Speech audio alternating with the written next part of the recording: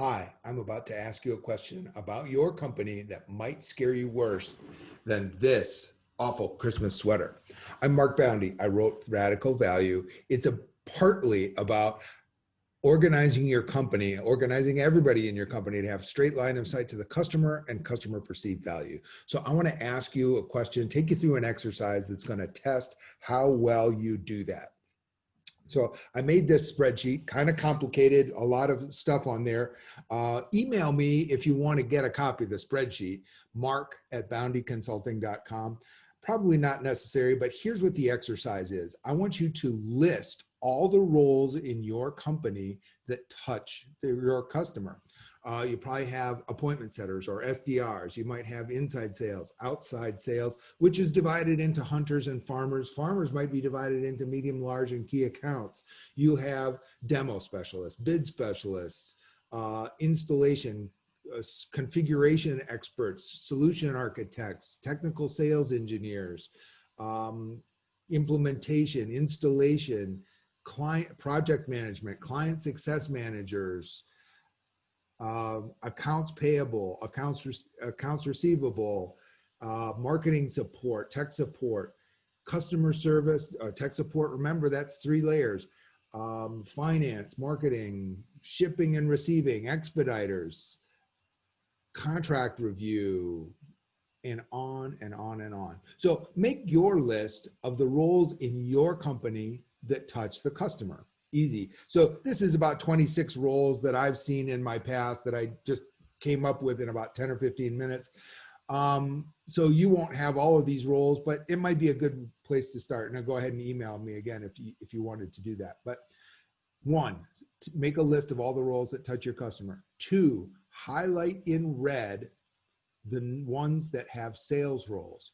3, rank them. And here's how the ranking system works. 1, the second most important, you're going to rank this as a secondary, and that's how much time do they spend with a customer. The most important is how much trust do they have with your customer. Time with your customer, I just put hours per week or days per week, doesn't matter, but as long as you just measure how much time they have with the customer. Trust level, this was 5 being complete trust, 1 being almost no trust, 0, I hope you don't have any zeros, is 0 trust.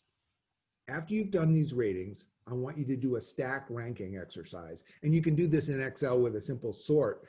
And I want you to sort them by level of trust. Most trust at the top, least trust at the bottom, and then break ties if you have people with the same 4 level of trust, how much time they spend with your customer. So sorting rank is primarily trust, secondary is how much time do they spend. Now, look at the red highlighting. Where do your sales roles appear in that stack ranking of trust? Is it in the bottom half? Most cases, yes. What does that mean? Now, here's the real question. The people who have high trust relationships with your customers who aren't in sales roles, do you train them, equip them, encourage them, incentivize them to have value-oriented business discussions with your customers? Or do you do what most companies do and say, your job isn't value, your job isn't sales, just do your job, stay in your lane, come back to the office? If you're doing that, there is an immense amount of value, potential value you could be delivering to your customers that you have structured out of your customer interactions.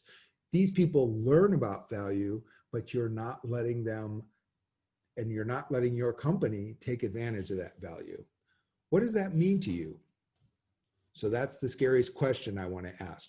Are the people who have the highest trust relationships with your customers also equipped to have value conversations with your customers? If not, contact me. Read the book, that'll get you an introduction, but contact me. Mark@boundyconsulting.com is probably the easiest, or call me 602-374-3020, connect to me on LinkedIn, whatever.